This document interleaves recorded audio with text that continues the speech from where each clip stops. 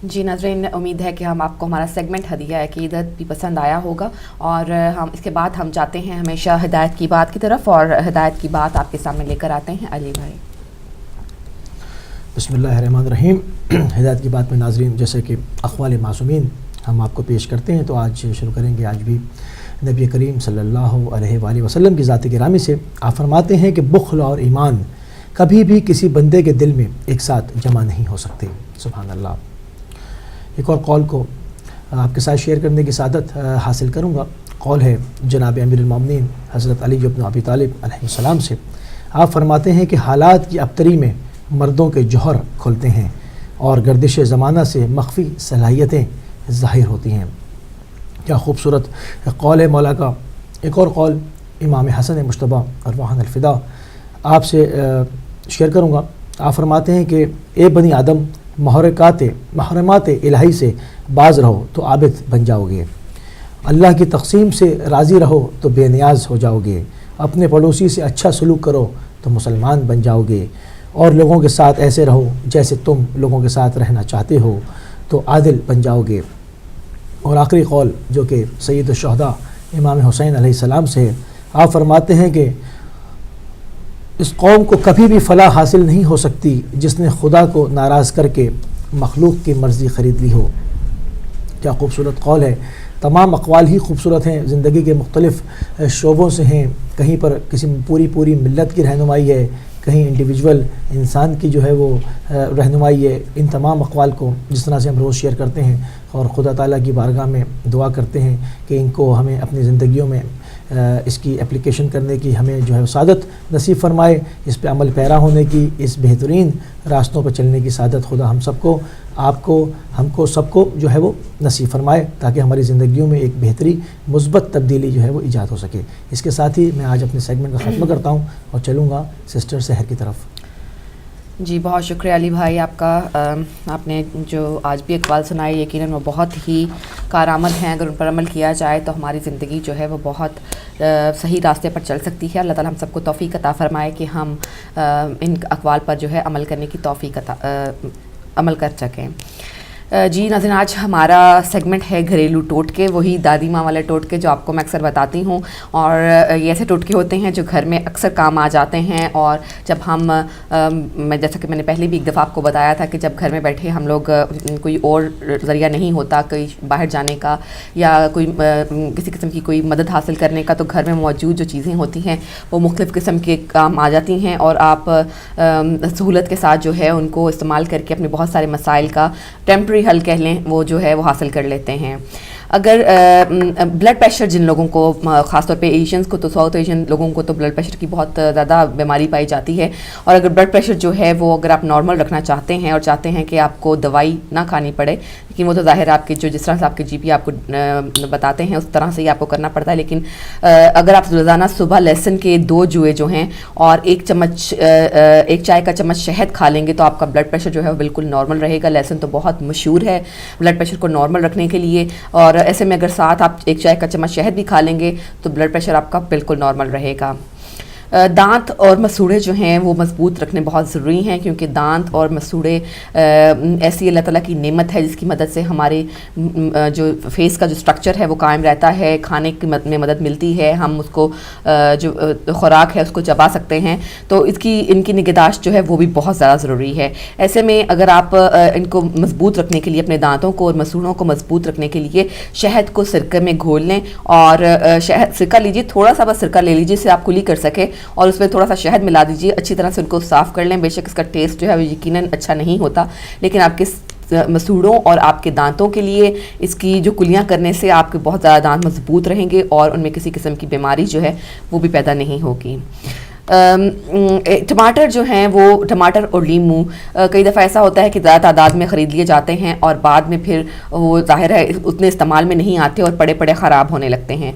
उसके लिए आपको एक मुफीद मशवरा देना चाहूँगी कि टमाटर जो हैं जब आपने ज़्यादा ले लिए हों या ज़्यादा इस्तेमाल में नहीं आ रहे और फ्रिज में पड़े पड़े ख़राब हो रहे हैं तो आप उसको क्या करें कि टमाटरों को ग्राइंड कर लें अच्छी तरह से, यानी कि उनकी जिससे वो प्योरी सी बन जाती है उसको अच्छी अच्छी तरह से जो है वो ग्राइंड कर लें। और फ्रीज़र में जो बर्फ़ जिनमें हम जमाते हैं वो एक ट्रे सी मिलती है जिसके अंदर छोटी छोटी क्यूब्स बनी होती हैं। उन क्यूब्स के अंदर अगर आप इस प्योरी को डाल दें, जो टमाटर आपने किए हैं, क्रश किए हैं, उसको ग्राइंड किए अच्छी तरह से, उनको डाल दें और क्यूब की शक्ल में डाल कर उनको फ्रीज़ कर लें। और आप देखें कि इतना आसान काम हो जाएगा। जब भी आप हंडिया बनाने लगें या आपको कहीं भी ज़रूरत पड़े तो आप ये दो क्यूब जितनी भी आप इस्तेमाल करना चाहती हैं उनको बिल्कुल इस तरह बर्फ़ निकालते हैं, उस तरह निकाल कर अपने हंडिया में डाल लीजिए और ताज़ा जो आपको टमाटरों का जायका है वो मिलेगा। इसी तरह अगर आप चाहें लीमू को फ्रीज़ करना तो लीमू भी आप इस तरीके से फ्रीज़ कर सकते हैं। आलू कीमा जब बनाते हैं कीमे की थोड़ी सी स्मेल होती है जो काफ़ी देर भूनने के बाद भी अक्सर ख़त्म नहीं होती। अगर आप आलू कीमा जब बना रहे हैं तो उतारने से पहले इसमें आधी गुठी जो है वो हरा धनिया काट कर डाल दें तो खाने में मसालेदार जो है बिरयानी की सी खुशबू होगी। आलू हर घर में पाए जाते हैं और बच्चों की सबसे जो फेवरेट ग़ज़ा है वो चिप्स हैं, आलू के चिप्स हैं। अगर आलू के चिप्स जब आप बना रहे होते हैं तो इसमें आलू काटने के बाद इसमें थोड़ी सी फटकरी जो है वो डाल दें तो आलू जो पड़े पड़े वो अक्सर उनका रंग जो है वो बदल जाता है, वो थोड़ी सी स्याही माइल हो जाते हैं। तो फटकरी डाल देने से क्या होगा कि वो जो आलू हैं वो स्याह नहीं होंगे बल्कि वो सफ़ेद रहेंगे और काले नहीं होंगे। और इस तरह आप जो चिप्स हैं वो भी जो बने हुए भी अच्छे लगेंगे और उनका टेस्ट भी ज़्यादा मज़ेदार लगेगा आपको। रोटी को जो है चपाती जब घर में बनाते हैं तो उनको नरम रखने के लिए और इसमें ये कि वो ज़्यादा रोटी जो फूलेगी तो जाहिर है वो ज़्यादा नरम होती है। जब आप आटा गूंदें तो नमक और पानी के साथ खाने के 2 चमचे जो है वो कुकिंग ऑयल पानी में शामिल करके आटा गूंद लीजिए। रोटी नरम भी होगी और फूलेगी भी और उसमें एक अजीब क्रिस्प जो क्रिस्पीनेस है वो पैदा हो जाएगी। सिर्फ आपको क्या करना है कि 2 चम्मच कुकिंग ऑयल के आपने उसमें डालने हैं। चुंटियाँ जो हैं वो गर्मियों के मौसम में अक्सर ख़ासतौर पे जो गर्म मरतूब इलाके होते हैं वहाँ तो ख़ासतौर पर चुंटियाँ गर्मियों के मौसम में बहुत सारी बाहर निकल आती हैं। तो अगर आपके घर में भी ये मसला है कि चुंटियाँ किसी एक कोने में किसी किचन की तरफ या उस तरफ पाई जा रही हैं तो आप क्या करें कि वहाँ थोड़ी सी मिकदार में थोड़ा सा आटा जो है वो छिड़क दें तो चुंटियाँ जो हैं वो वहाँ पर नहीं आएंगी, चुंटियाँ आटे वाली जगह पर नहीं आएंगी और आप जो महफूज हो जाएगी आपकी घर का जो एंट्रेंस है वहाँ से वो चुंटियाँ नहीं आ पाएंगी। अगर जब आप क्रीम कुछ लोग घर में भी क्रीम बनाते हैं, मलाई जिसको कहते हैं, और कुछ बनी बनाई भी ख़रीदते हैं तो लेकिन अगर ये वही बात दोबारा कि अगर पड़ी रहे क्रीम फ्रिज में भी पड़ी रहे या आपने बनाई है खुद से घर में तो वो भी ज़्यादा अरसे के लिए पड़ी रहे तो क्या होता है कि उसमें खटास पैदा हो जाती है। तो उस खटास को रोकने के लिए आपके लिए सबसे जो मुफीद इसकी वो ये है कि आप इसमें थोड़ी सी चीनी मिला दें और इसको जो है वो इस तरह से प्रिजर्व हो जाएगी और इसमें खटास भी शामिल नहीं होगी। गोश्त चिकन के गोश्त में तो ज़ाहिर है स्मेल नहीं इतनी आती, वो तो आराम से पक जाता है, भुन भी जल्दी जाता है और उसमें से लेकिन जो लैम का या बीफ का जो गोश्त होता है उसमें अक्सर ये होता है कि वो देर तक उसकी जो स्मेल है वो ख़त्म नहीं होती और बेशक बनने के बाद जो है वो बेहतर लगता है सब कुछ। लेकिन अगर जब बना रहे हैं तो आप कोशिश करें कि गोश्त की जो बसांत है उसको ख़त्म करने के लिए खाने का चम्मच जो है आटे की भूसी यानी कि वो जो आटे जब आप उसको स्टर करते हैं स्टर इसको जब आप छान लेते हैं आटे को तो उसमें से जो उसके ऊपर बूरा सा रह जाता है जो कि थिक वाला होता है वो अगर आप उस पर छिड़क दें और 10 मिनट के बाद धो लें तो आपको ज़रूरत ही नहीं पड़ेगी कि आप गोश्त की स्मेल बर्दाश्त करें पकाते हुए जब तक कि वो भुन नहीं जाता।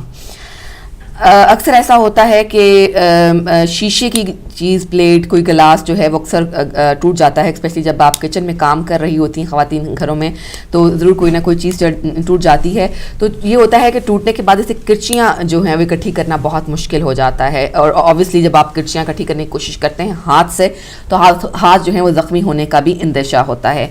अगर आप इनको इकट्ठा करने के लिए आसान तरीका ये है कि आप एक ऊनी कपड़ा ले लें, कोई सा भी कोई स्वेटर पुराना जो हो सकता है या कोई स्कार्फ पुराना आपके पास घर में पड़ा हो, उसको इस काम के लिए रख लीजिए कि उसको गीला करके ऐसी इन जगहों पर रखें जहाँ पर किरचियाँ बिखरी हों।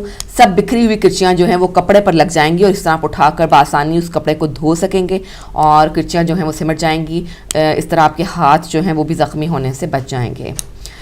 फ्रिज में जो कि खाने पीने की हर किस्म की चीज़ें पड़ी होती हैं, उसमें मीठी चीज़ें भी पड़ी होती हैं, उसमें गोश्त की जो डिशेस होती हैं वो भी पड़ी होती हैं, दूध भी पड़ा होता है, अंडे भी पड़े होते हैं। तो जो फ्रिज है वो इन तमाम खाने पीने की मुख्तलिफ स्मेल्स के साथ मिलकर एक नागवार सी जो स्मेल है वो फ्रिज में पैदा होने लगती है। तो अगर आप चाहते हैं कि फ्रिज में से इस तरह की स्मेल पैदा ना हो, क्योंकि मुख्तलिफ खाने की चीज़ें जो हर किसी का अपना जायका और अपनी स्मेल होती है, सब मिलजुल कर जो है वो नागवारियत पैदा करती हैं, तो आप ये कर सकते हैं एक छोटी सी प्याली, एक छोटा सा कंटेनर लेकर उसमें सिरका डाल दें और उसको फ्रिज में कॉर्नर पे करके रखते हैं ताकि वो गिरे भी नहीं और जो है आराम से आप अपनी फ्रिज की जो स्मेल है उससे भी निजात हासिल कर सकें। इसके अलावा आपको बताऊंगी कि जो झुर्रियाँ चेहरे पर अक्सर पड़ जाती हैं, उम्र से पहले भी पड़ जाती हैं स्किन का ख्याल ना रखने की वजह से, तो इसका एक इलाज है वो आपको मैं बता देती हूँ। टोटका कह लीजिए कि गुलाब का अर्क लेना है आपने 100 ग्राम और रोगन बादाम यानी कि बादाम का तेल आप 15 ग्राम ले लें, फटकरी भी 15 ग्राम लेकर 4 अंडों की सफ़ेदी में मिला लें।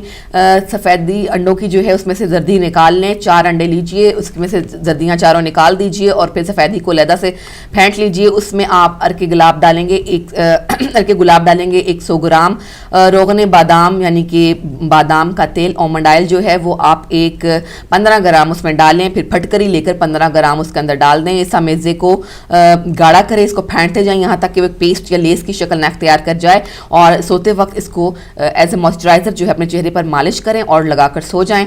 सुबह उठकर जो है नीम गर्म पानी से अपना चेहरा धो लें। आप कुछ ही दिनों में जो फ़र्क है वो खुद महसूस करेंगे।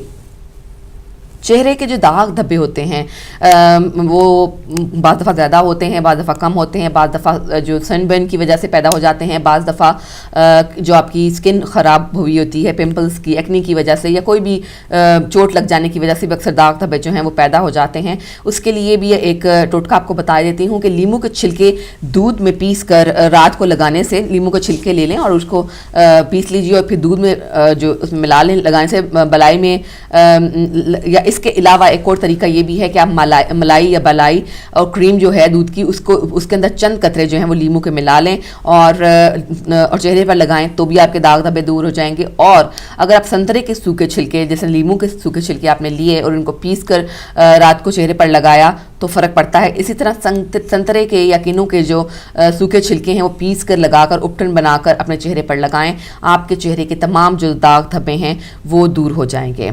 अक्सर ऐसा होता है कि गर्मियों के मौसम में ख़ासतौर पे जो गर्म इलाके हैं, गर्म जैसे कि एशियन कंट्रीज़ हैं, वहाँ पे काफ़ी गर्मी पड़ती है, तो वहाँ पर भी और यहाँ पर भी जब गर्मी पड़ती है तो काफ़ी गर्मी महसूस होती है और अक्सर सनबर्न की जो है शिकायत पैदा हो जाती है।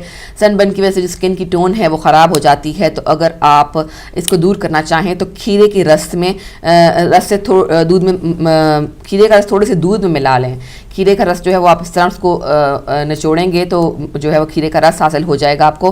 और रुई से इसको जब ये आमेज़ा बन जाए, दूध में मिला दिया आपने खीरे का रस, और जब ये आमेज़ा बन जाए तो आप इसको रुई लेकर उसको अंदर डिप करके हाथों और चेहरे पर लगाएं, लगा रहने दीजिए 15 मिनट के बाद। और 15 मिनट के बाद आप इसे अपने जो हाथ है वो हाथ और मुंह जो है वो साबुन से धो लें।